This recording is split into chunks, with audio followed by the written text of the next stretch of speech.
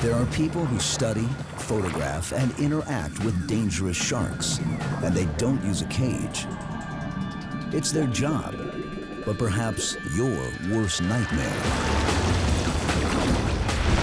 A select group of skilled professionals routinely work with the animals, from massive cold water sharks in Canada, to great whites in Mexico and South Africa, to tiger sharks in the Bahamas. Even the biggest fish in the sea, the whale shark, attracts a devoted following. And you can now scuba dive with them in the world's largest aquarium. Shark divers are a diverse and eclectic group. Few are adrenaline junkies, while many are passionate conservationists, and others are simply fascinated, some say obsessed, with sharks. I love my job.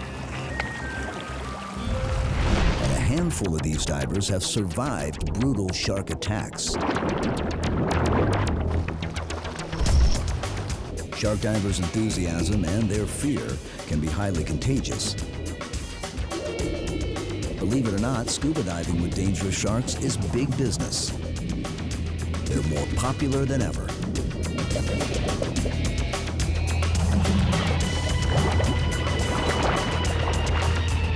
In 2008, the first tourist who paid for the privilege of an open water shark encounter was killed by a bull shark.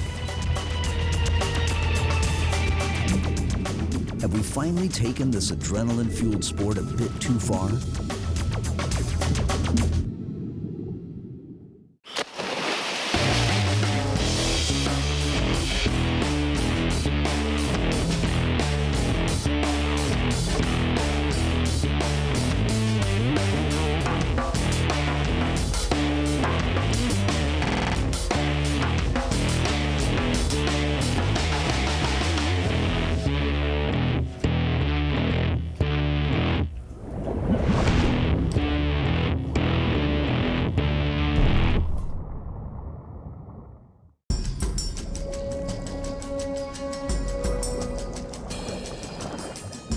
Many scuba divers are asked if they're afraid of sharks.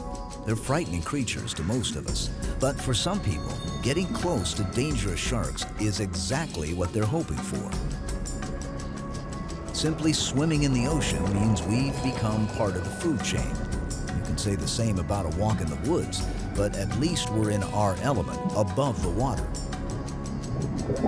For shark divers, there is something primal and enticing about entering an alien world where sea monsters lurk. Perhaps the best place to scuba dive with one of the most dangerous sharks is in the Atlantic Ocean in a remote corner of the Bahamas. In the tropics, there isn't a bigger or badder predator than the tiger shark. In terms of the number of attacks on humans and fatalities, they are second only to great whites. The largest one ever caught was 24 feet long. It's a contender with the great white as the largest predatory fish in the sea.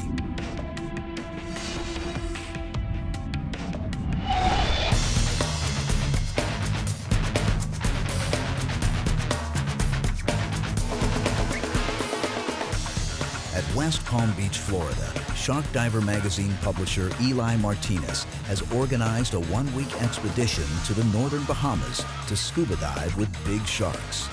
A former rodeo cowboy, Martinez suffered a career-ending injury shortly after turning professional. He then took his passion for dangerous animals to a new extreme. I spent 6 years riding bulls and doing the rodeo circuit. And it was on one of my stops when I got my pro permit and I started going to pro events that I cracked my hip.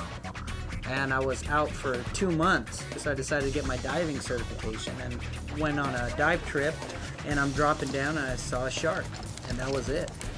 Basically hung up my spurs, literally, and I started chasing sharks after that. Okay, you're clear. After motoring overnight from the Florida coast and clearing Bahamian immigration, the liveaboard diving vessel Dolphin Dream headed north to remote Tiger Beach.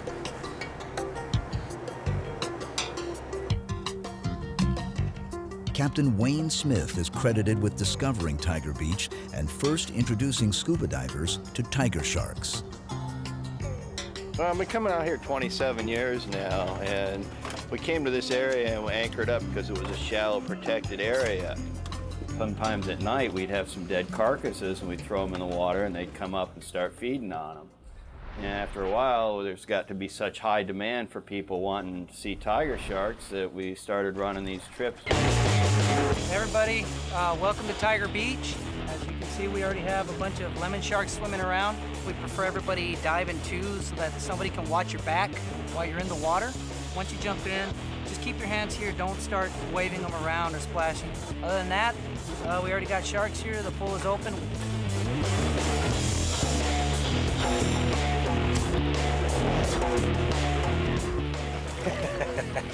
Got to get in there. This is what we nutty people do. This is what it's for. Yeah, my jailhouse tat. I didn't actually get it in jail. Any last words, Neil? Look after my wife and children.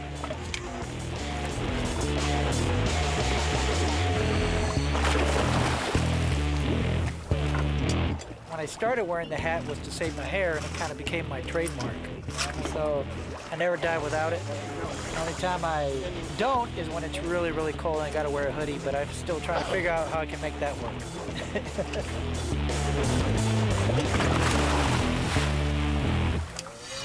Dozens of lemon sharks are a constant presence at Tiger Beach. They're not generally considered aggressive, but they are implicated in over 20 non-fatal attacks on humans. Many sharks, including lemons, can be dangerous given the right conditions.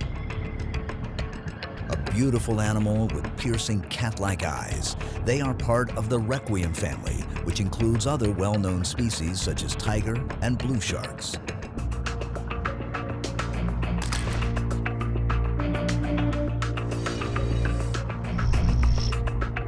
The animal everyone is here to see is the tiger shark. Although not endangered, they are very rarely encountered while scuba diving. It takes some time for the tiger sharks to venture in from the fringing coral reef. They seem at first to be relatively uninterested in the divers or the lemon sharks. But on the first dive of the first day, tiger sharks eventually came closer and made their presence known in a big way.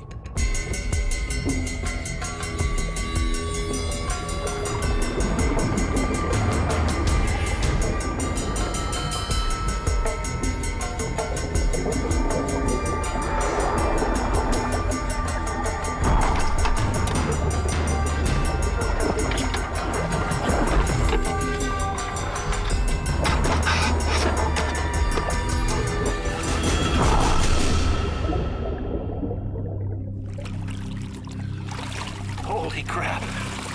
Man, I've done some scary my day, but that one takes the cake. You didn't want to know what was happening behind you. Did they follow me up? I was rolling on one, it came right behind you. Tiger? Yeah, and took a little chew on your tank. There's nothing I could do about it. First dive, first day of the trip, I get bumped by 2 or 3 tiger sharks right in the lens, coming right at me. You were turned away from me, and this big tiger shark came swinging around, and he was coming toward me, and I'm kind of backing off. Then he swung in behind you, and I guess for some reason he decided your tank was something he'd like to investigate, so he went up and he just kind of mouthed it a little bit, and you're oblivious to the whole thing, of course. Those are big, rather impressive looking sharks, I gotta say that. Most divers rarely see sharks. The animals don't make a habit of venturing close to humans with scuba tanks. Breathing compressed air is a noisy affair, and our relatively large size usually scares them away. To the sharks here, however, we're just another big predator down there for the same reason they are, for the food. We get our fish from the fish market. It's stuff they were going to throw away.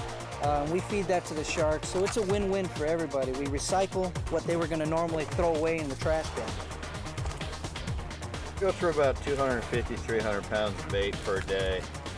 You get a variety of bait. A lot of what we get is what the fish houses have left over, heads and backbones after they sell to the restaurants and the public. And then we also get some bait from some of the local fishing boats that get in these bonitas, which are real oily and bloody. And they're not a food fish. Nobody eats them as foods. They make excellent bait. We constantly have to adapt the way we're feeding them because they're clever little devils. One of the ways we do that is with the wrangling. We tend to get them excited there at the surface. We get the lemons thrashing around because they're so eager to get the bait. And that thrashing around is what's bringing the tigers in these days.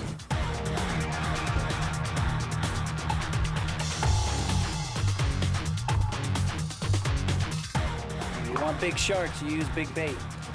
We're prepping a grouper head, and what we're going to do is we're going to wrangle in the sharks. We're going to hang this out the back and try to attract the tigers to the boat.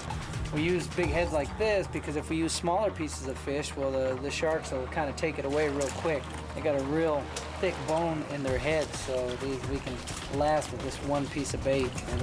It'll keep us there for a while.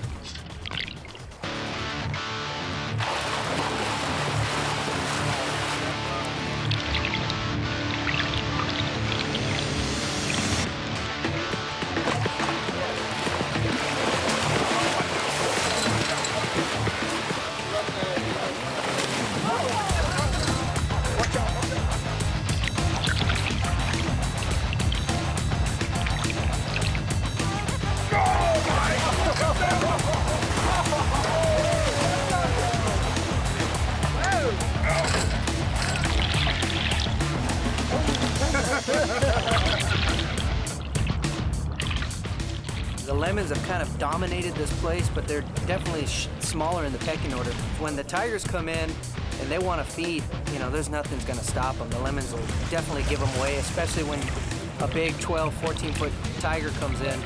You know, the lemons will leave and get out of there. The big boss here has got to be the tiger shark, absolutely.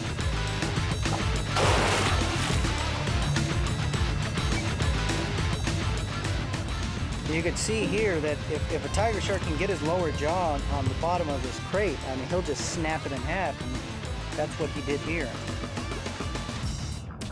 One of the things that we're noticing is that these sharks have a learned behavior, at least the tiger sharks, where we've taken our crates down there and we're hanging them, and the tigers have learned to chew through the ropes that we have these crates hanging from so that they can grab these crates and swim off with them, and at their leisure figure a way to get inside to the bait that we have hanging.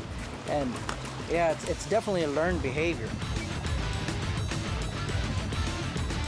A couple of local Bahamians coming off one of the small islands out there spearfishing.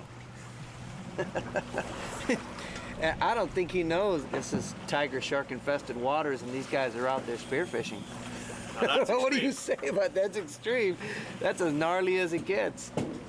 Jeez. I love my job.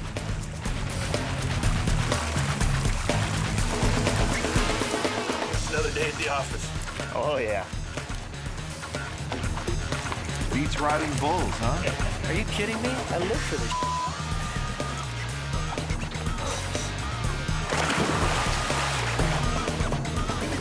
Eli Martinez has found a unique niche in the scuba diving world. His magazine, Shark Diver, appeals to both armchair shark enthusiasts and to those looking for a slightly more hands-on approach. After the magazine started, the reader trips kind of evolved. People started asking us, where do we go diving? Maybe they can meet up with us, or when's our next adventures? I organized our first shark trip, and it worked really well, and we had a blast. Out there in the real world, you know, you tell someone you're a shark diver, and everybody thinks you're crazy. Here, all these crazy people can get together, and no one thinks you're crazy anymore.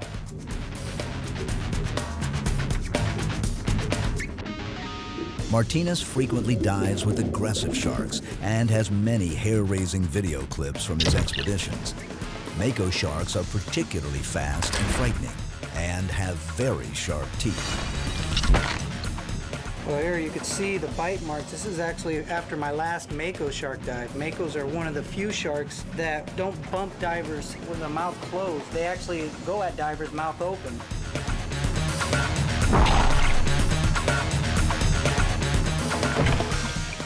You can see the gouges from sharks as they really bite into the glass. As the week progressed, the action at Tiger Beach ramped up, way up. Aggressive baiting and chumming were perhaps a bit too successful. A handful of tiger sharks became increasingly more bold. Eli had to eventually use his camera as a defensive tool to protect some of the divers.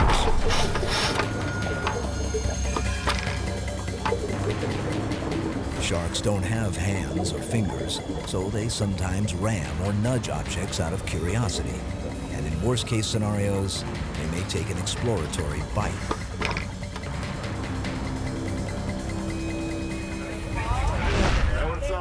This is what it's all about. This is what you hope for, you know? That was f***ing hairy. Jesus Christ. I may have drifted into the other divers that were there, but I turned around and I'm looking straight at the face of a tiger shark, and he wasn't a small one either. Those sharks came in, they came in hard, and it was intense. It got hairy there for a little while. I think Eli was trying to come in to protect me because I'm filming one and this other one comes in. It got extremely hairy. That's what you really want. You know, everybody came back, nobody got hurt, and everybody's got a big smile on their face. Reviewing his tape after the last dive at Tiger Beach, Eli's video camera revealed an encounter that could have seriously gone wrong. This is one sequence destined for the highlight reel. There we go. Yeah. 1, 2, 3, and again, and again. Gnarly, man. Talk about pucker factor. That is what shark diving's all about. That's what extreme shark diving's all about. That was an outstanding dive, absolutely outstanding. Tigers, 4 tigers, nipping at the tanks, biting the cage, the food cage, outstanding. That's what it's all about. That's why we came out here. So, huge adrenaline rush, huge. Shark divers are a very small but growing community in the scuba diving world. They are a passionate group and many are staunch advocates for shark conservation. But are they crazy? And do they take their hobby a bit too far?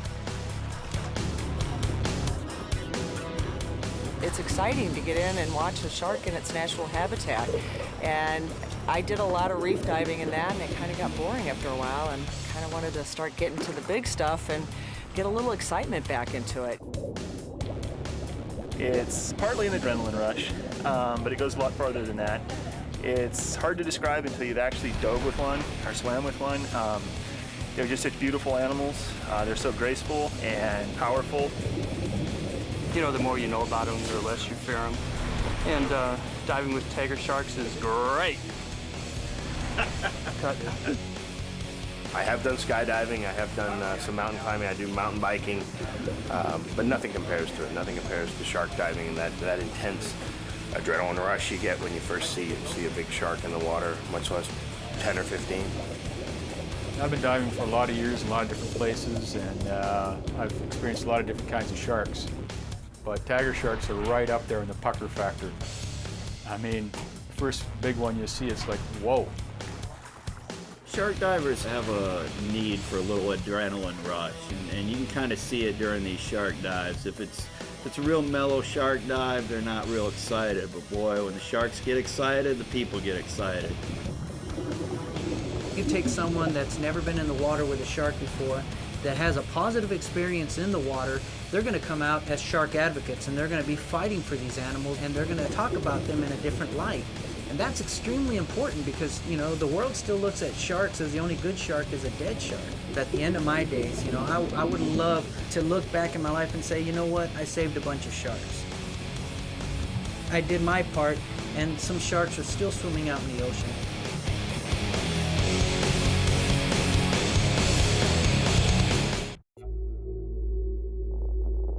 There's no doubt sharks have an image problem. Razor-sharp teeth, the icy stare, bloody feeding frenzies.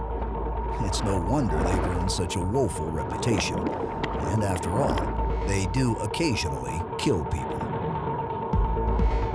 No species has worse public relations issues than great whites.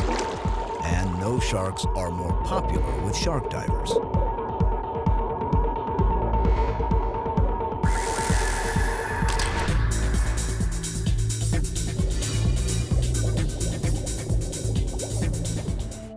About 250 miles west of Mexico's Baja Peninsula is the remote volcanic island of Guadalupe.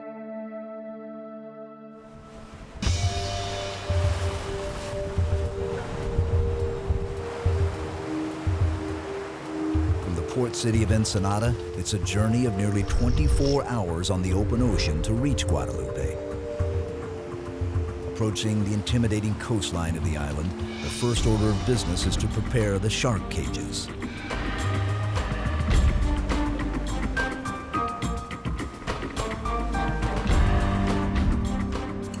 Keep lots of tension on that line, okay? This is the one that's like a jigsaw puzzle. Here we go. That's it. Just rotate it around a little bit more, please. About 1,000 pounds of cage that we're lifting here. In open ocean with a wee bit of a swell going. My goodness. Just beautiful. We put the cages in at night as soon as we get here. We like to get everything all organized and in the water just in case there's any kind of problems. It's nice to get everything tied up and to get the chum slick started and make sure the white sharks know that we're here and we're ready for business at 6 o'clock tomorrow morning. Guadalupe is an arid and desolate outpost in the open Pacific. Towering cliffs and rugged mountains rise over 4,000 feet from sea level. 19th century whalers brought goats to Guadalupe as a source of fresh meat. The animals multiplied as intended and eventually destroyed most of the island's flora and fauna. Today, some of the few original inhabitants that remain are fur seals, sea lions, and elephant seals. And life here must be harsh. This is the realm of the great white.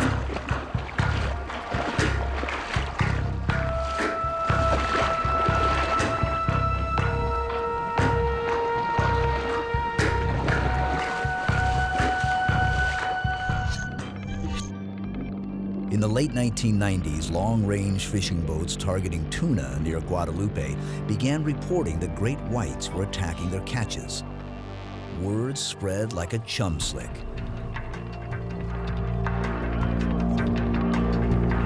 Come on, here he comes. Oh, beautiful. Oh!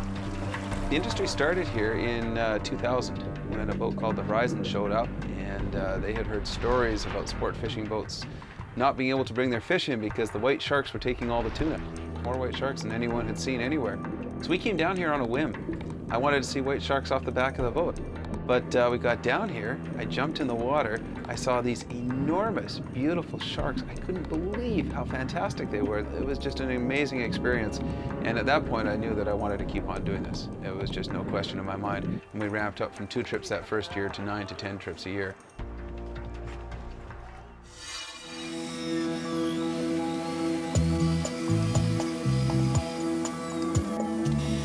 Like the sharks at Tiger Beach, great whites at Guadalupe need to be coaxed with bait. And nothing piques their interest like tuna.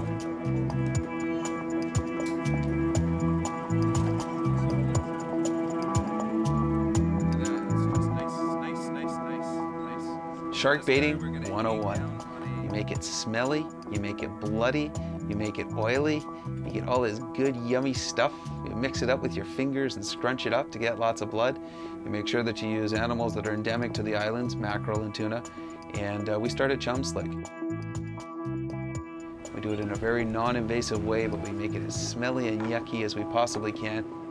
One way to make sure that your chum is nice and fresh. We take a little bit of chum just like this, and we'll see what the mackerel in the water do. Whoa, look at that. Seagulls, mackerel, and a feeding frenzy. That is fresh tuna. Ready to go.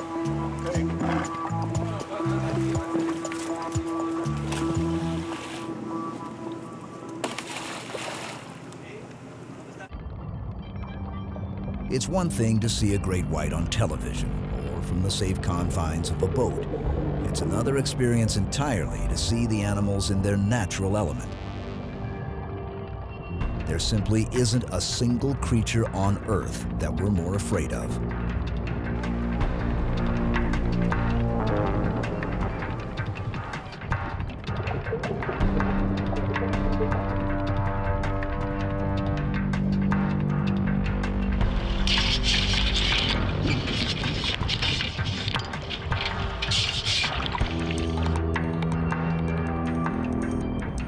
I just couldn't believe how big they are and how beautiful they are. I mean, they're not at all ferocious looking. They look like they're smiling at you until they open their mouth.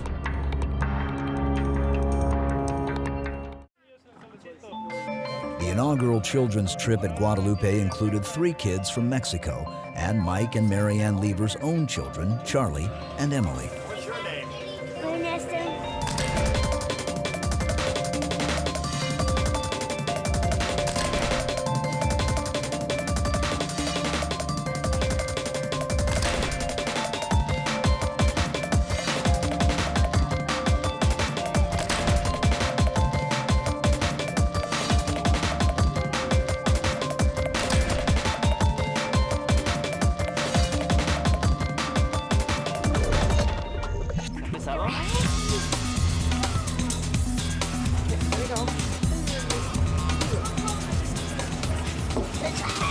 I know it's heavy, but once you get in the water, you won't really feel it. It's kind of help you sink a little. How does that feel?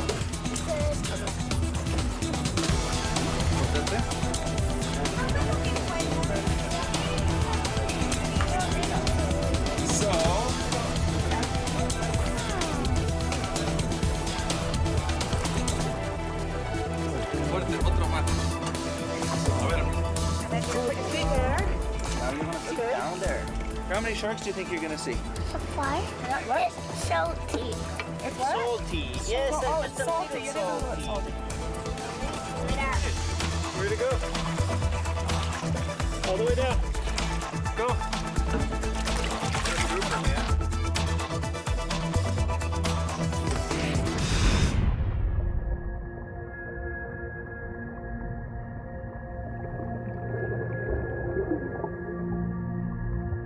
It didn't take long for the children to get the hang of breathing from a regulator. And once they started spotting sharks, the biggest challenge was dragging the kids out of the water.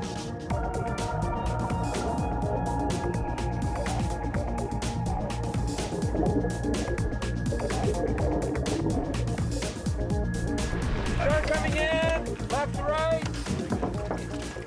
I don't recall what I was doing at 6 years old, but it wasn't diving with white sharks. I think it was like riding my tricycle around the street or something like that. Well done! That was great! Charlie, it's someone else's turn now, okay? I know Charlie did not want to come up. Every time a shark would come by, Charlie would be the first guy to go, oh, there's a shark right over there. He just did a fantastic job. I am so proud of him.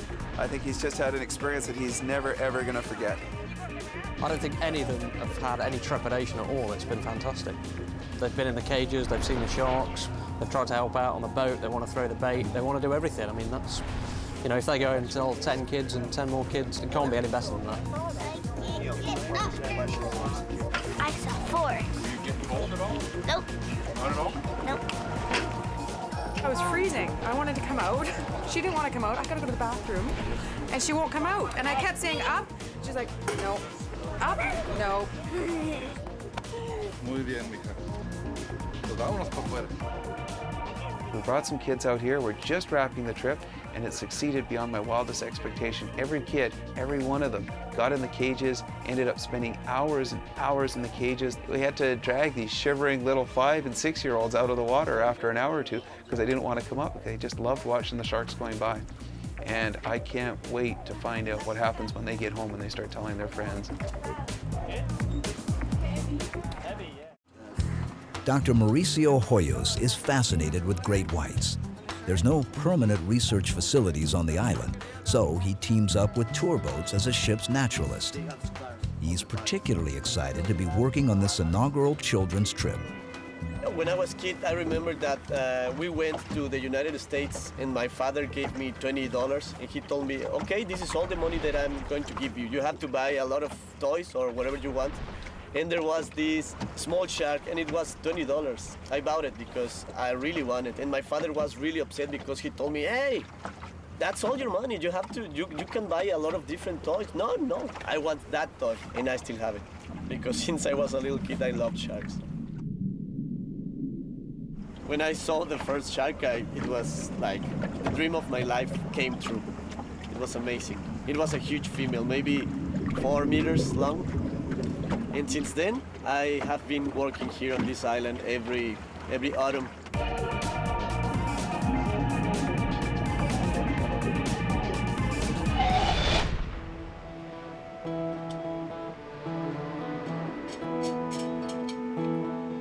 To gain a better understanding of the sharks' local movements and their long-distance migrations, Mauricio utilizes high-tech tools such as satellite tags and acoustic transmitters.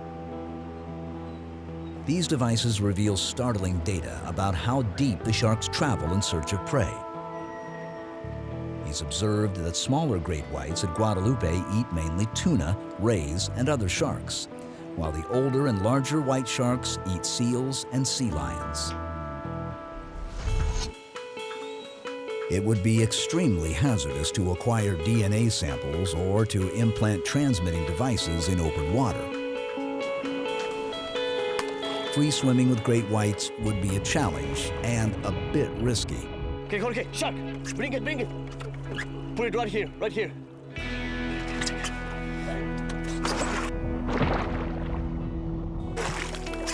Okay, excellent. Outfitted with an acoustic or satellite tag, the sharks reveal their depths, migratory movements and locations, and even water temperatures.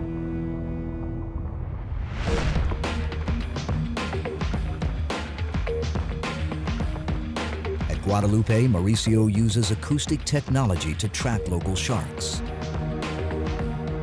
The white sharks at Guadalupe spend more than half of the year away from the island in open water between California and Hawaii. But what they're doing way out there remains a mystery. A few great whites have been satellite tracked to a remote region in the middle of the Pacific dubbed the Great White Cafe. It's thought that thousands of the sharks congregate each year at the mysterious spot. Whether they're mating, chasing tuna, or even giving birth, no one is sure. For such a remarkably well-known creature, we actually know very little about them. But Mauricio Hoyos is determined to find out more. Well, the shark is not here. Maybe we can go a little bit to the north. Okay?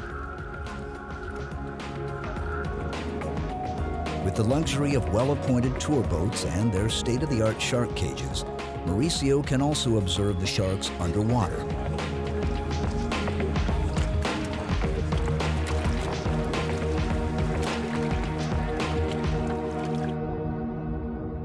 Photo ID is another tool in the young researcher's arsenal. Each shark has unique markings, scars, and patterns. With a bit of luck, Hoyos will have many more seasons at Guadalupe to answer some of the questions surrounding these intriguing animals.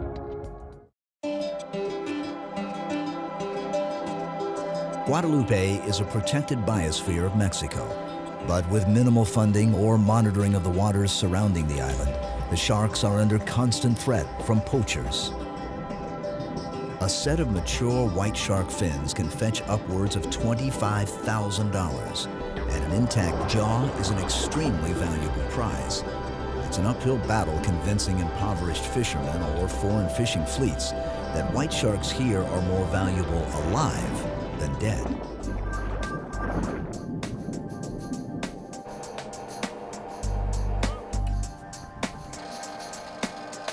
I love these animals, I really do. These white sharks are amazing. The last 3 days, I've had my 5-year-old son and my 7-year-old daughter in the water with them, and it was just a thrill. And I can only hope that the sharks are still going to be here for them and for their kids and their kids' kids. Nothing could have given me a greater thrill than to have spent an hour and a half in the water with Charlie this morning, having him point out the white sharks to me. I'm very, very fearful that we're seeing the end of these, and that even 5 years from now or 10 years from now, there won't be any sharks left.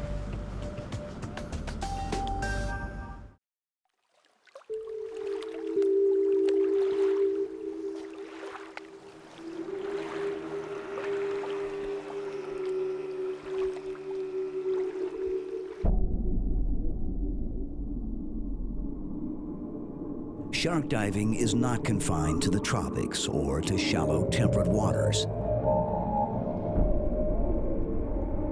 In the dark, frigid realm of the deep sea lives a mysterious giant, the six-gill shark. Ancient hunters, unchanged since dinosaurs roamed the earth, they inhabit great depths.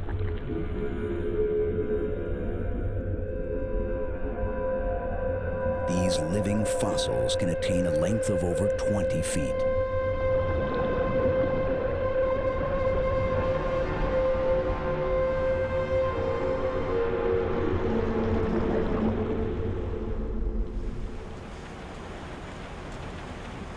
There are only a handful of places where six-gill sharks are frequently encountered in shallow water. Washington State's Puget Sound and the Pacific coast of Canada. One of the best places to photograph and study the sharks at scuba diving depths is British Columbia's Hornby Island.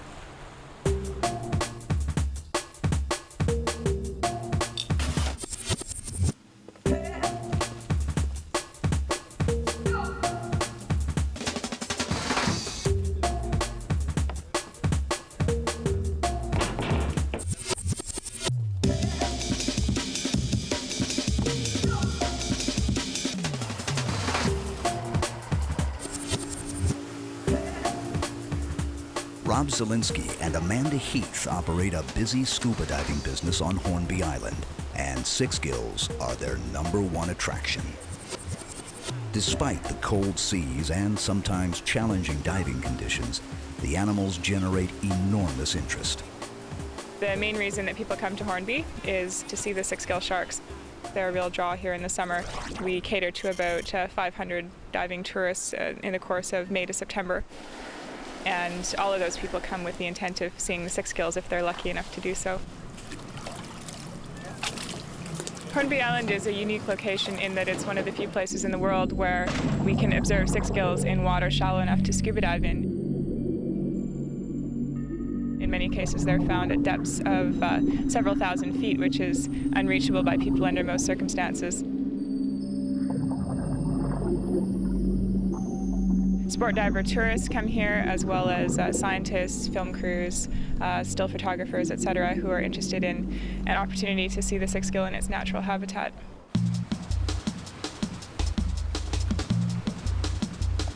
Researcher Dr. Robert Dunbrack of Newfoundland's Memorial University searches for clues to the behavior and biology of these enigmatic sharks. Each summer, aboard his research vessel, the Stalvik, Dunbrack travels to tiny Flora Islet off the coast of Hornby Island. Six gills and their unusual habits pose many intriguing questions, but simply finding the elusive animals is the first of many challenges.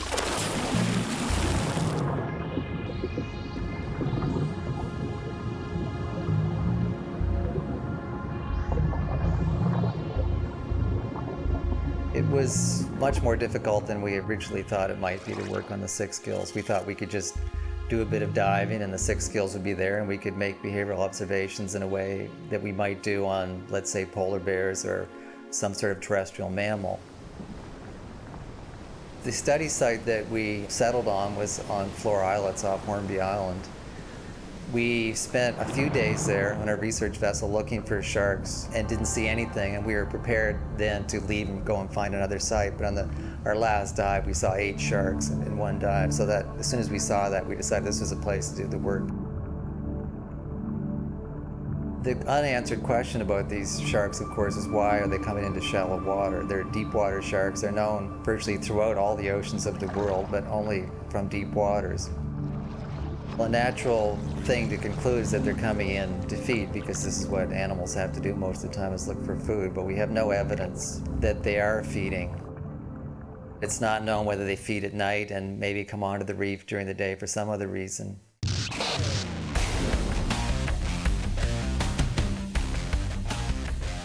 Dunbrack quickly realized that direct observation of the animals was very difficult. Depth and time constraints, cold water and currents, and finally locating the sharks on the deep reef made research a daunting task. To aid in his studies, he devised 2 ingenious yet simple methods of observing and recording 6 gills and their behavior. We have built a time-lapse video system that allows us to put a video camera down. It takes pictures, 4 frames every 10 seconds or so. On a single film, we're able to get 2 to 3 to 4 weeks, depending on the time of year. It's just a daylight system.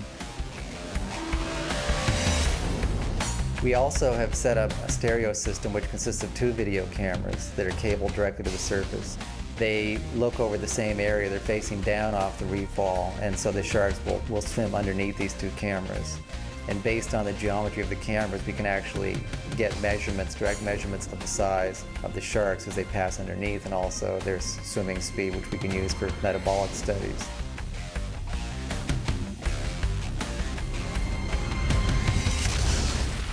That's right. It's the moment of truth.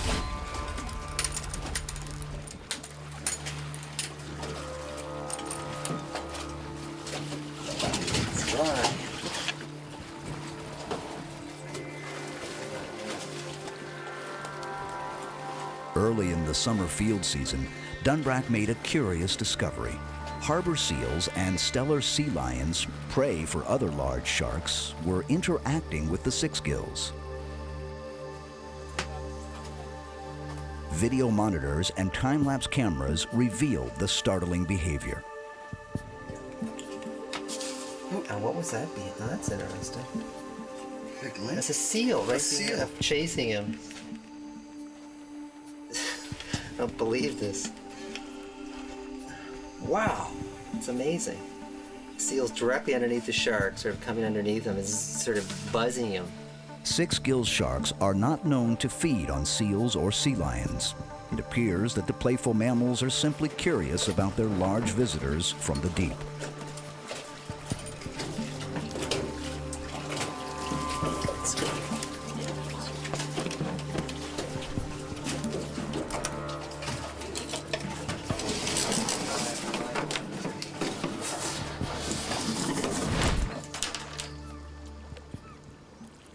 In recent years, fossil remains of prehistoric relatives of 6-gill sharks have been discovered on Hornby Island. Over 25 species of mostly deep-water sharks from the Cretaceous period have been identified from fossilized remains.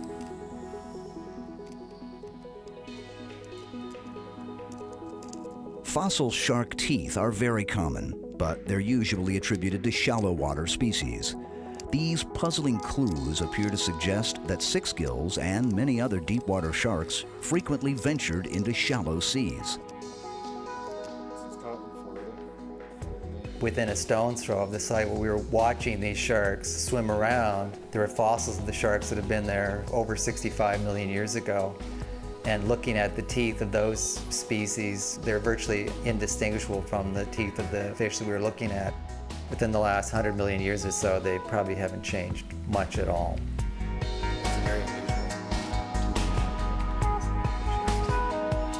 With the collapse of many traditional commercial fish stocks, 6-gills were briefly considered a viable new fishery. But with little knowledge of their population, reproductive and growth rates, this ill-conceived plan was put on hold. Trying to run a fishery on a species like the six gill is very problematic. It's a large fish. It's certainly long-lived and has very low rates of reproduction, so the sustainable exploitation rates would be very low. So a large shark that might be 60 to 100 years old might fetch just a few dollars, whereas we do know for a fact that this species probably brings in several $1 million a year just to the dive tourism industry as a living resource. The more people that interact with the sharks in a passive manner as divers and get a positive experience, the better it is really going to be for the shark. Despite many unanswered questions and an uncertain future, six-gill sharks inspire tremendous respect from both scientists and scuba divers. Rob and I consider ourselves to be very lucky in that we're members of a very small select group that have seen a live six-gill swimming in its natural habitat. It's something that many people can never dream of doing. It's an exciting thing to see this shark moving in its environment. It's really hard to describe the feelings that you have when you first encounter them. To put it in terrestrial terms, it would be similar to going through a hike on the West Coast and running into the elephants and the giant sloths that used to live there 12,000 years ago. It seems like a throwback to times when animals were bigger and more plentiful on these reefs. And it's a very stirring experience. There's virtually nothing that we know about this species, so anything that we get is going to be useful, and there's so much to know. It's something that could keep us going for many, many, many years.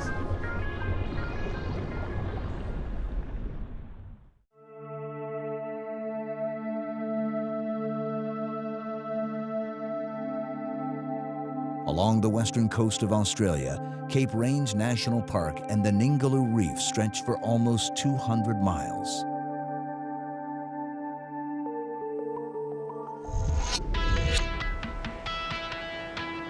Perth is a remote city on the edge of a remote continent, but that's not where the whale sharks are. To find them, you must fly another 1,000 miles north to the tip of the most westerly part of Australia. This is about as far as you can get from anywhere in Australia. Until 1967, there wasn't much to speak of at Cape Range, except perhaps for a few fishermen. The Cold War was in full swing, and the U.S. Navy built a submarine communications base on Australian soil. The radio towers are the tallest man-made structures in the Southern Hemisphere. The base eventually closed down in the early 90s, and the neighboring town of Exmouth lost their main employer. The economic forecast was grim. The whale sharks, of course, had never left. It took a transplanted village doctor from England who loved scuba diving to help sow the seeds of a new industry. I'm a general practitioner. I had become very keen on underwater photography and bought myself a small cine camera before I went to Exmouth. And I was just falling in love with the whole marine environment up there, the coral reefs, the manta rays, dugong sharks, all the creatures that are up there at Ningaloo. Then in one day in March 1983, suddenly, after several hours of searching, we encountered a really big shark. I finally got in the water and swam with it and filmed it, and I was ecstatic. I was over the moon. I mean, to swim next to such a huge creature, to be able to approach it and get so close, it was just a mind-blowing experience.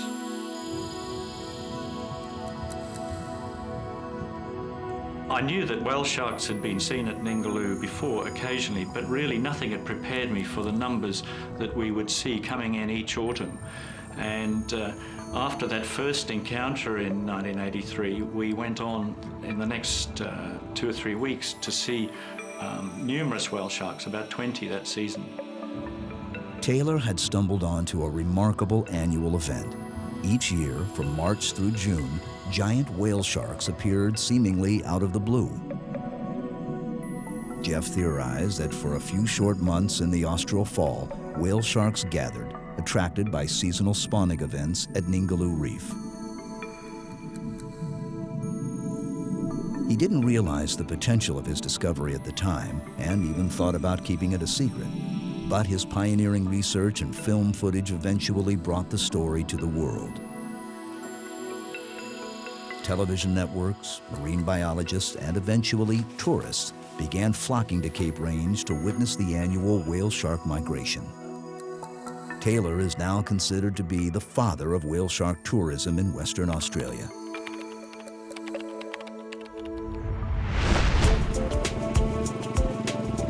In the late 80s, a handful of businesses sprang up in the tiny villages of Coral Bay and Exmouth that relied on whale sharks' yearly visits. Animal-based ecotourism is now the #1 industry. I have to tell you about a day this season. They spotted a very large whale shark. Our crew estimated it to be probably about 14 metres in length, which is just about the length of the boat we go out on. From April to July, whale sharks are an enormous part of our business. They're very important to us as a community and as a dive center. We have clients from all over the world, and that's especially interesting when you consider how far away we are from everything. Our season so far has been fantastic. We had excellent sharks starting about the beginning of April, and we expect them to run till about the 3rd week of July this year.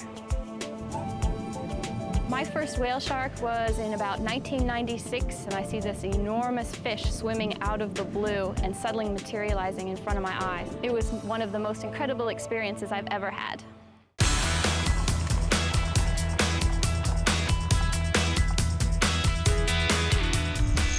In Coral Bay and neighboring Exmouth, whale sharks are big business. Much of the local economy revolves around swimming with the giant fish.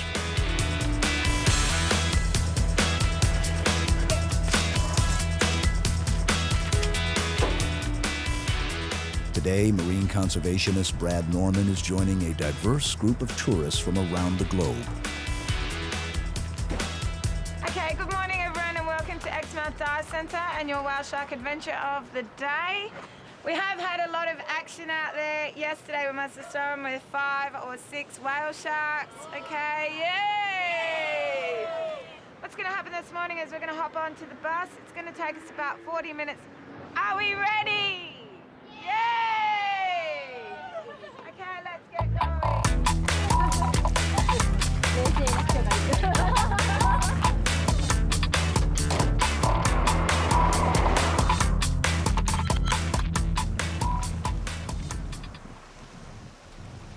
Whale sharks are the #1 attraction at Ningaloo Marine Park at this time of the year, between about April and June.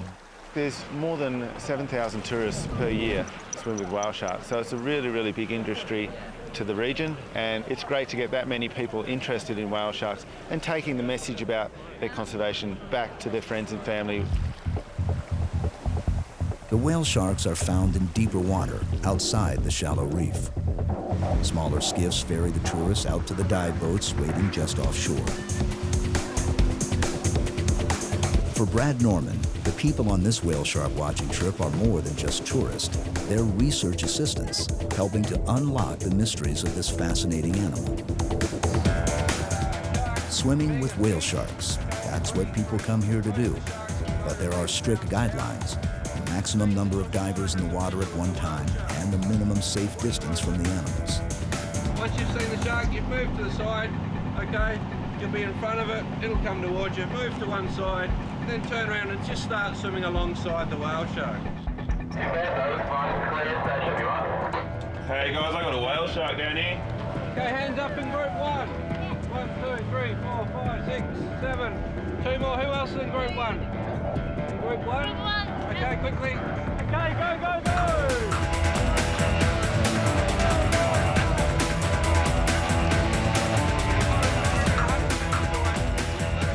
The guide's upraised arm indicates the shark's position. This is the perfect opportunity for the group to swim alongside a whale shark, but you have to move fast.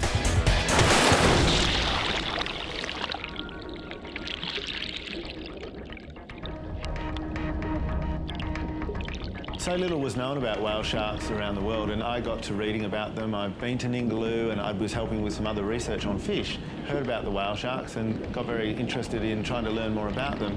Then the opportunity came up where I could swim with a whale shark for the first time, and it really was one of the most amazing experiences I can remember. Jumping in the water into the deep blue, we're in about 90 or 100 metres, and looking under the water trying to see something coming at me, and then all of a sudden out of the blue come this massive, massive creature. I mean, the size of a bus. It literally was a bus underwater coming towards me, and I was just shell-shocked. I was just looking at it go past, and it was so graceful and so beautiful. It really made me really want to help this species as much as I could.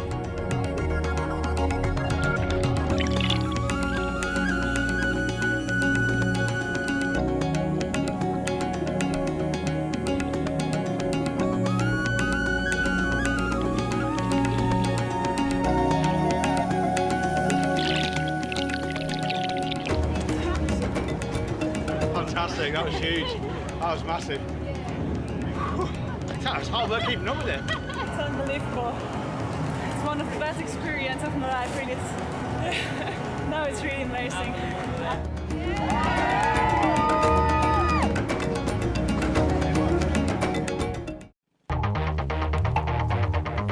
Basically how the aerial spotting works is the planes go up and spot for the boats, cruise along the reef, search various grid patterns, and then when we find a shark we'll call the boats, give them a position on the reef, and then basically talk them into the shark using the clock code, so 12 o'clock at say 4 or 5 boat lengths for the boats, and talk them in through about 400 metres in through the shark and onto the shark, and they take over once they get a visual.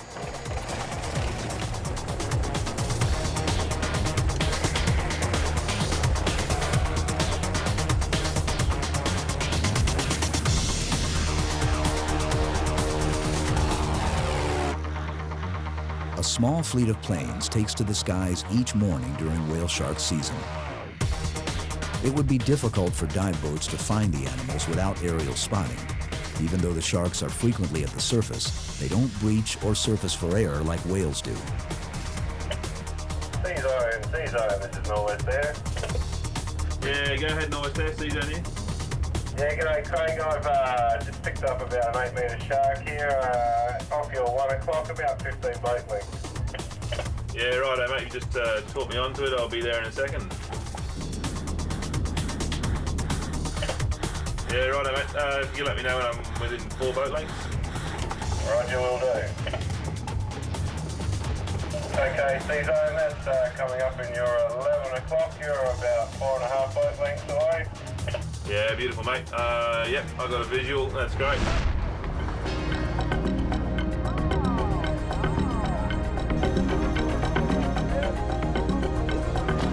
Okay guys, go, go, go!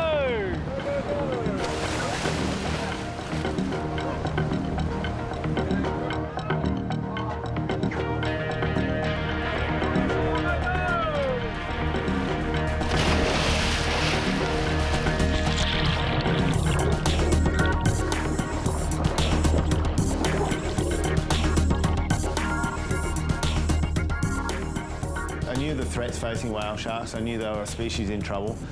Being a marine biologist and somebody very interested in the oceans, it seemed to be a perfect match to trying to help save the largest fish in the sea. Whale sharks are such a difficult species to study, really, because they do roam the oceans. 70% of the planet's water. And we just can't really keep an eye on everything. There's niches that are important to them. We don't know where those important spots are to protect them. Another day, another whale shark. But which one? Has it been the Ningaloo before? Has it been seen and identified before? Brad Norman and other researchers had noticed that every whale shark had a different configuration of white spots, scars, and marks. We knew that whale sharks have spots and lines all over their body, possibly could be used to identify individuals. It was a case of actually refining that thought. When you're working with thousands and thousands of photographs, it becomes unworkable to try to match things up by eye. Brad photographs the pattern of spots, adding to a growing database of images that identify individual animals.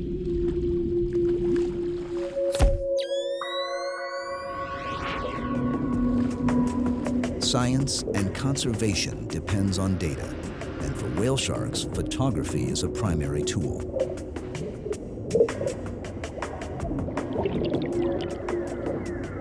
Like a human fingerprint, each animal has its own distinct pattern of spots. The patterns are complex, but there's something similar in the night sky, the galaxies of outer space.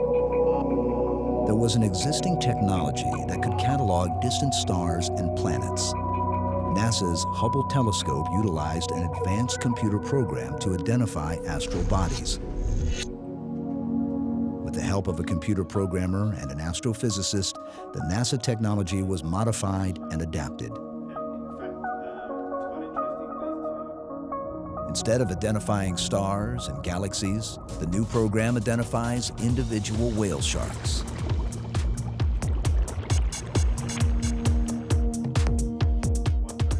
The process starts with a photo of an area near the 5th gill slit, and the spots are connected with triangles.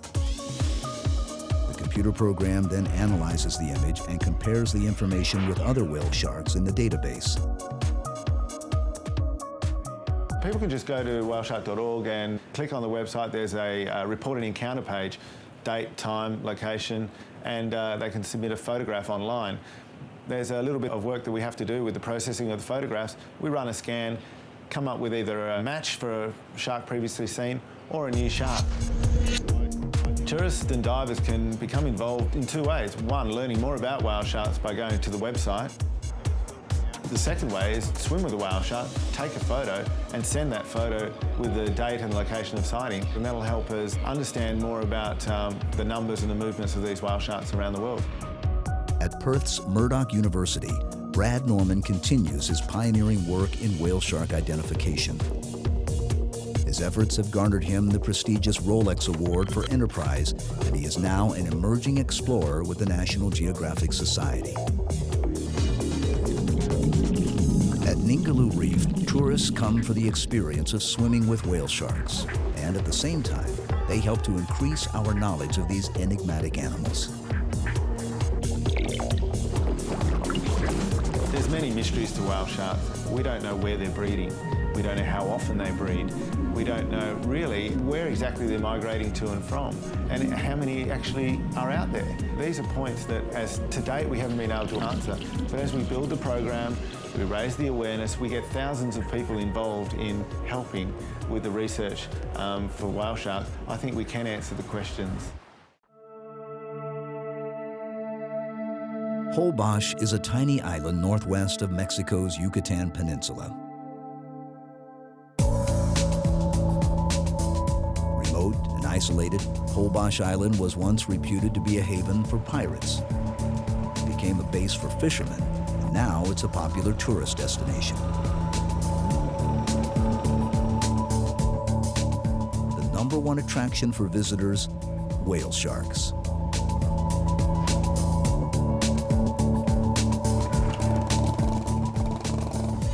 Every summer, nutrient-rich water from the Caribbean Sea flows south across the shallow continental shelf. The currents fuel a massive plankton bloom.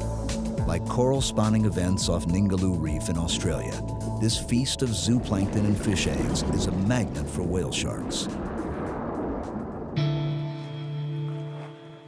The sharks attract scientists like Denny Ramirez, a marine biologist from the Biological Research Institute in La Paz, Mexico. Good morning. Morning. How are you? The whale sharks also draw tourists, lots of them. Ecotourism has dramatically changed the economy of this tiny island. Fishermen have become tour operators. This was a village of fishermen, and they would see the whale shark every year. But they never thought it would be something important for them. The best strategy to find whale sharks: get out on the water early. It can take hours to locate the animals, and there's no aerial spotter planes at Holbox. Rafael de la Parra is the coordinator of the Domino Project, a unique program that partners scientists and tour operators to study the sharks and to regulate tourist activities. Sometimes the best way to find whale sharks is to follow the local tour boats. They are pretty well organized right now. They will take turns and they will try to not bother the animal. They will wait a little and 3 people in the water at the same time, then they will drift away, then another boat comes and drop his people again, and so on.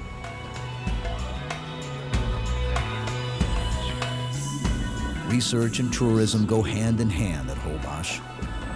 Operators let the scientists know where the sharks are and relay basic information, such as the sex and size of the sharks and if they've been tagged. But today, there's only one shark, and that creates a problem. Tour operators take priority, and the researchers must wait for their chance to work on the animal. The standard rule is that tourists go first and scientists go last. Finally, the tour boats are finished for the day. Before the shark has a chance to get away, the researchers spring into action. The first order of business is to implant a yellow ID tag. This is a new shark, one that hasn't been seen or identified before.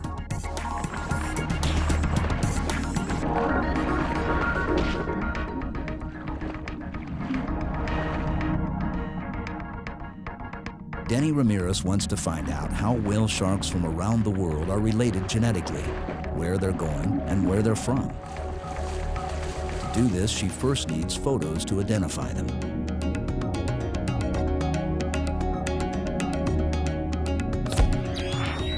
Denny and other scientists at Holbox send their photo ID images to Brad Norman's database in Australia.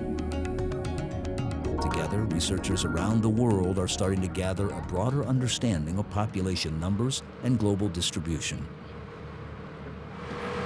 What's the number? The number of the picture is 44 to 60.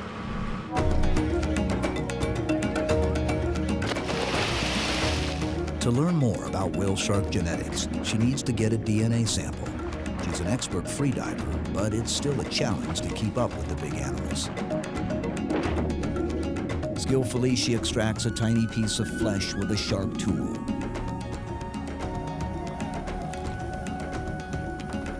These small samples are key pieces in a genetic puzzle. Back on the surface, Denny carefully unscrews the sharp spear tip which holds a sample of fatty tissue.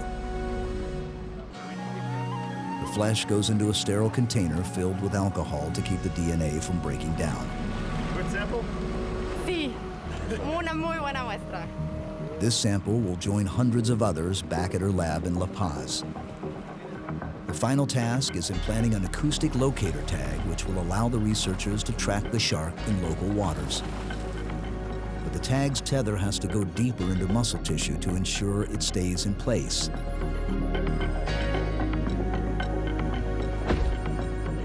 It causes the animal some discomfort, and it leaves the scene quickly.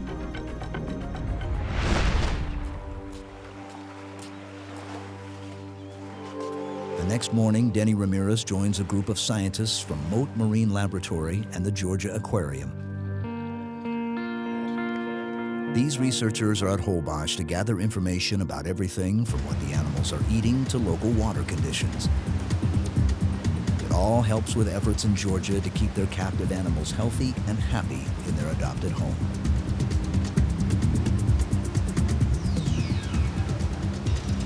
The work that we're doing here in Holbox complements the work that we do at the aquarium in a lot of ways. So we learn a lot in the aquarium setting, and then we also learn a lot in the field. But standing alone, neither one of those is really the complete picture. We're actually looking at what they're eating and why they're there. And so we do that basically by taking plankton tows at every place where we see animals that are actually foraging.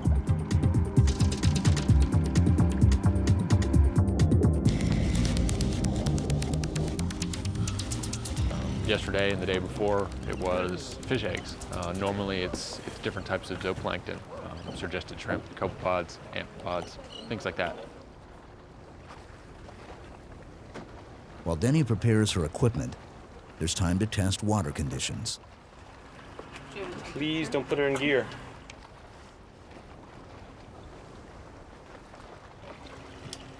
It's a lot colder down toward the bottom. Almost 30 degrees at the surface and 24 degrees down, 50 feet down. Once various studies are completed, the scientists begin searching for sharks. But just like the previous day, the research team has difficulty finding any animals. They have to rely once more on the tour boats. Lured by booming ecotourism, unlicensed and unregulated boats from as far away as Cancun are now crowding an already saturated market. Whale shark ecotourism has really taken off in the last 5 years. If ecotourism on whale sharks becomes too predominant so that in all areas of the world boats on virtually every animal, I think that the effect is going to be negative in the long run, and I think that ecotourism is going to end up being overall a negative impact on the whale shark population as a whole. I fear that we're going to drive the sharks away from these important areas where they come to feed. As the tour boats wind down for the day, it's time for the scientists to get to work. This is a pop-off satellite archival tag. This tag accumulates information on sharks' depth and temperature of the water and the locations of the shark as it migrates. And we insert this dart head underneath the shark's skin, and it rides with the shark then. And then at a preset time, the connection between the tag and the tether releases. In this case, in 90 days, it will come to the surface where it floats and then send all of its data back to us in the laboratory via satellite. It appears to be another unidentified shark. First, Rafael de la Parra implants an ID tag. The shark now has a number. In just a few short seasons, the team has tagged and identified over 600 animals. Denny quickly gets her DNA sample, and Bob Huter successfully implants the satellite tag.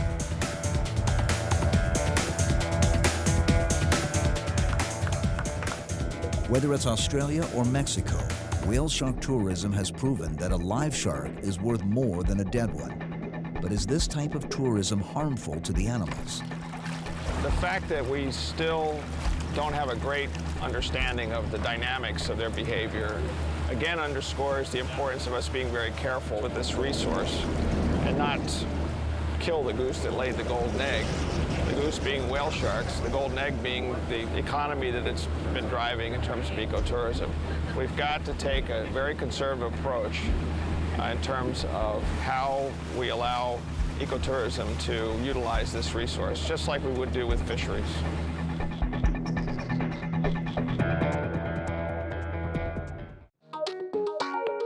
One of the best places to snorkel or scuba dive with sharks is, surprisingly, the Georgia Aquarium. It's the #1 tourist attraction in Atlanta, and their 8 million gallon pool is now open. Divers and snorkelers can experience a fisheye view of their immense Ocean Voyager exhibit, home to some very interesting sharks.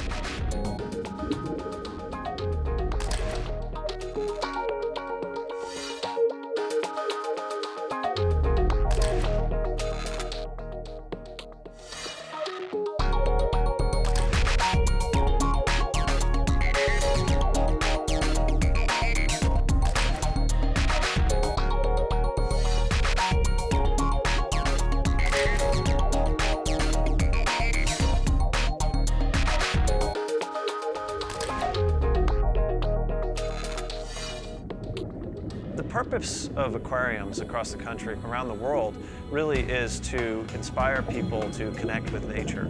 We want to take it to the next level. When you come to the Georgia Aquarium, you're guaranteed to see whale sharks and hammerheads and zebra sharks. It's one thing to look through a window through glass to the animals. It's another thing to be able to get in the water, to be in their environment, to understand what it's like to be an animal in the ocean. If we can get people in there, they become conservationists. They care more. In the summer of 2008, the Georgia Aquarium opened its main exhibit to scuba divers and snorkelers. The first groups to sign up provided a behind-the-scenes look at their experience. Well, the first order of business is we're going to vote somebody off this island, okay? And I have immunity, so you guys have to look at each other and decide who you're going to vote off. A thorough briefing covers safety issues for both the divers and the animals. Species identification, site orientation, and a short video are all part of the experience.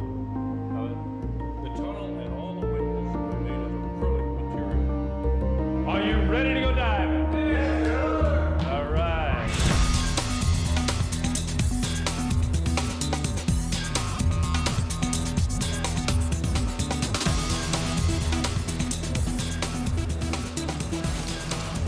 State-of-the-art scuba gear is prepared for the divers, but there's still one more briefing.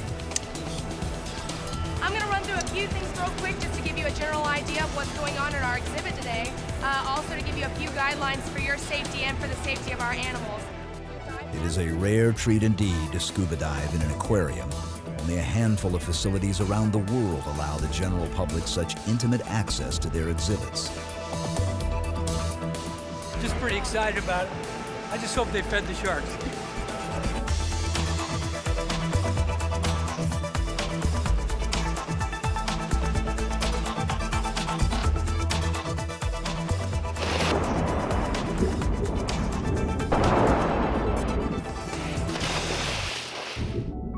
Many of the participants in the first few days of the program were celebrating birthdays or were signed up by friends or relatives as a gift.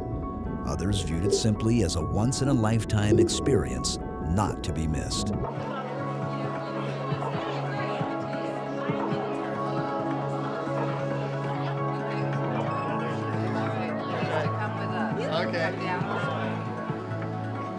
I love you. That's great. Yes! Good birthday present.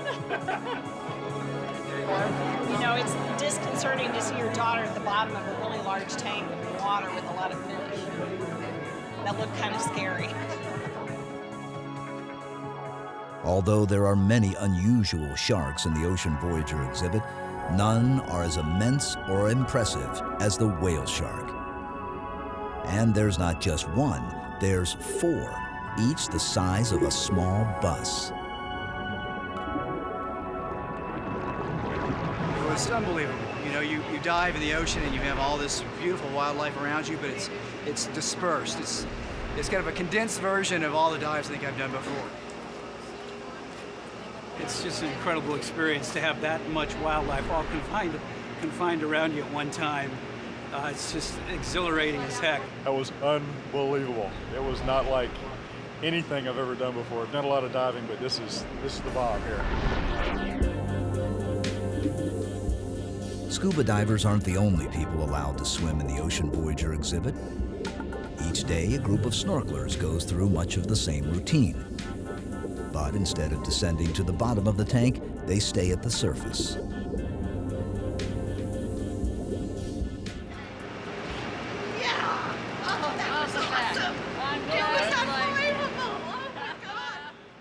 Check that off the bucket list. Swam with dolphins, now with whale sharks. That's good. Perfect. Gotta squeeze them in. I'm 69 already. In an aquarium, they're all well fed. There's no threat, there's no worry. They look at you, they ignore you. It's a great feeling, especially for a cameraman who doesn't have to worry about getting nipped in the open ocean. This is a great place. This is where I'm doing all my filming from now on.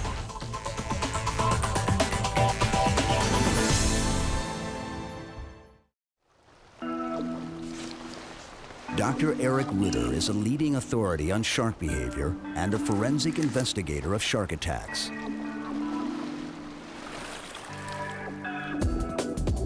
Ritter has been instrumental in helping to change the popular perception of sharks as terrors of the sea to a vital species which deserves protection.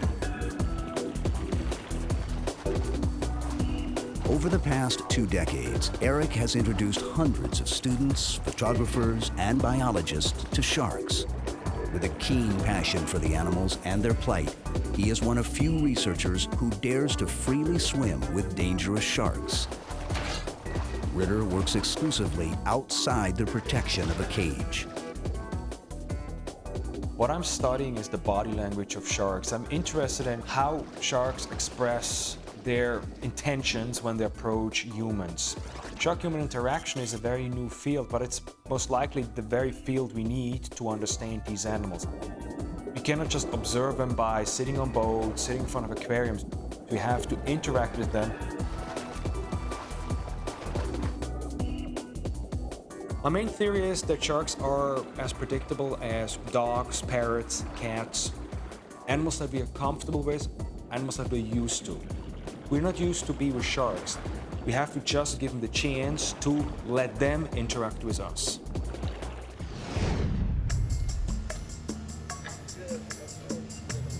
In a unique experiment at Walker's Cay, Gary Atkinson and Dr. Ritter attract a handful of large sharks to shallow water.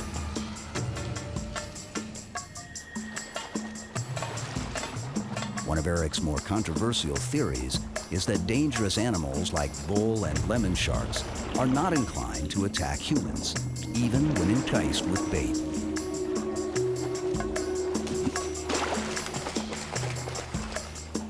He believes attacks are caused by curiosity or mistaken identity and should be referred to more appropriately as shark accidents.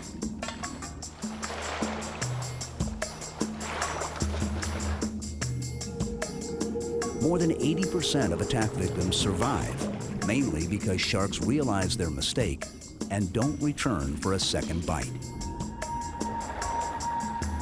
Ritter simulates common attack scenarios, such as those on swimmers in shallow water and those on spearfishermen in deeper seas. Throughout his experiments, fish carcasses are thrown into the surf very near to where he stands or swims.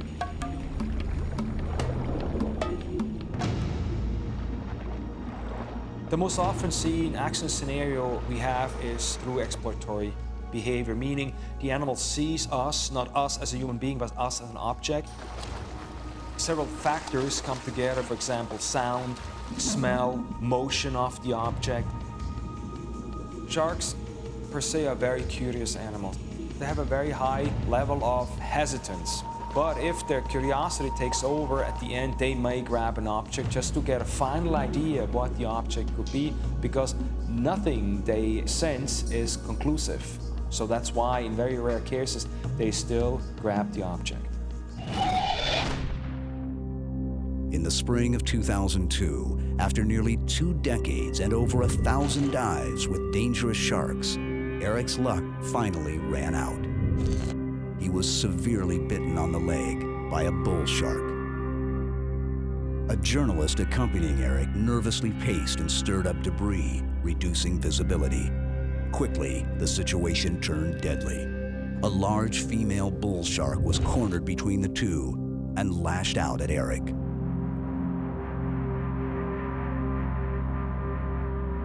What led to this bite that I had with the bull shark was one of a general situation we've done hundreds and hundreds of times. The person next to me did not stand still as I told him to. He walked back and forth. And so by walking back and forth, he stirred up a lot of sand. And so we lowered the visibility. So it was us who created the situation, not the animals.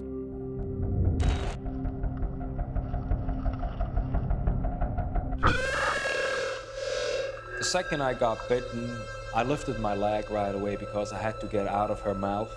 And the problem is, if you have a 400-pound animal attached to you, there's nearly nothing you can do. I mean, you always hear, well, hit an animal, do this, that doesn't work. She let go, I looked at my leg, and I realized, first of all, there's not much left, and second of all, I knew I'm going to die within the next 2 or 3 hours because I've seen many of these wounds, and I knew how they're going to end if they do not get proper treatment. Eric was fortunate. A small plane and its pilot were on the island at the time of the accident. Within 30 minutes of the bite, he was on his way to West Palm Beach, where a team of doctors was waiting. He nearly died due to an enormous loss of blood. Once stabilized, it appeared that he would lose his leg, but skilled surgeons miraculously managed to save it. Months of rehabilitation and a determined will spurred an amazing recovery. Additional reconstructive surgeries and skin grafts helped to restore use of his leg.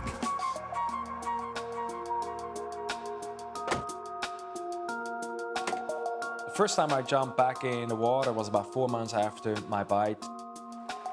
The wound healed so far that I could be in the water 15, 20 minutes.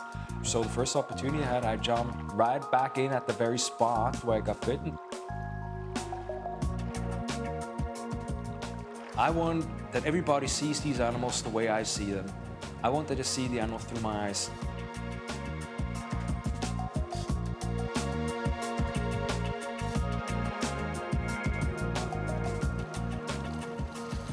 I see it even more clear what we have to do.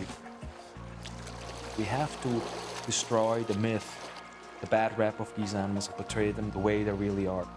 They're fascinating, incredibly intelligent, curious. So I'm back in the water. I interact with sharks more than ever. So I'd say I do this for the rest of my life.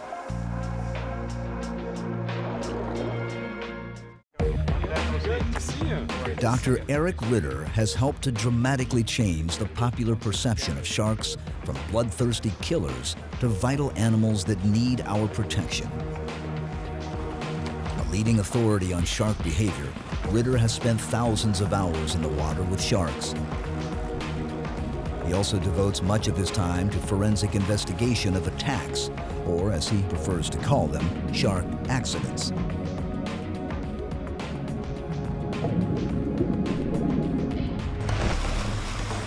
Although he's certainly pushed his luck many times, Ritter has serious reservations about how far some shark divers are now willing to go for a thrill.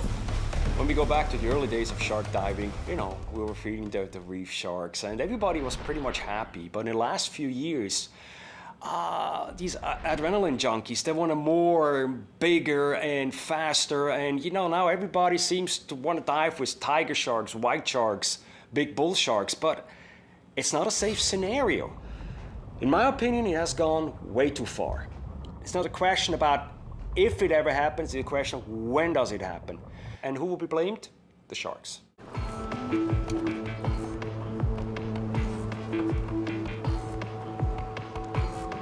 Back home in Florida, one of Eric's new endeavors is the Shark Accident Victims Network. There's a growing need for psychological counseling of bite victims. And today, Ritter's traveling to neighboring Alabama to meet a potential mentor and fellow shark attack victim, Chuck Anderson. Hey, Chuck. Hey, how you doing? How you doing? Nice to meet you, finally. Same here, finally, huh? Doing okay? Yeah, how about yourself? Doing well. A champion triathlete, Chuck Anderson was swim training for a national competition when a brutal encounter with a bull shark forever changed his life. It was 6:38 a.m. in the morning, and I took about 2 more strokes in the water, and about that time, boom, it hit me from the bottom. And I started looking around, treading water, and I put my face down in the water, and when I did, it was coming up from the bottom at me. I just instinctively threw my hands out to push off of him, and when I did, he took all 4 fingers off my right hand, and all that was left was my thumb. Just like a surgeon's scalpel, it just cut them off clean. There was no pain at that stage of the game, so Ben actually was coming through the water at me, but as soon as he got past me, he was attached to my arm, and he immediately took me to the bottom. It was about 15 feet of water, and he went into that feeding frenzy where he was just gnashing from side to side and dragging me across the bottom and, on the sand.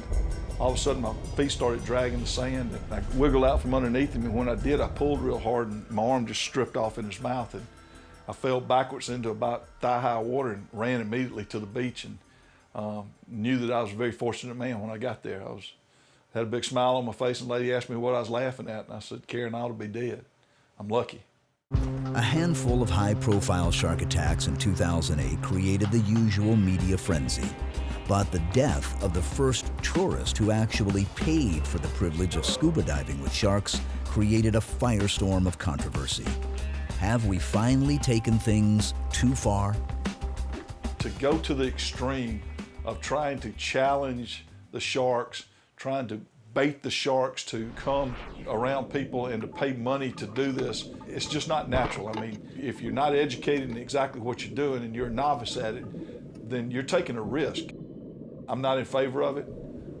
Each to his own. If somebody wants to get into it, then be aware of what the consequences could be, because I promise you, when a shark gets a hold of you, it's not a good experience. This was the first fatality in our sport, and it's just something, you know, all of us hope never happens again. I think it made all of us more aware of what could happen. Accidents will change any industry. It makes, you know, us as shark operators more careful with our clients, with our friends, with the people we take in the water. I don't think shark diving has been taken too far. In fact, I don't even think we've scratched the surface yet. There's still a lot of things left to do in the water with these animals, still a lot of things left to learn, to see.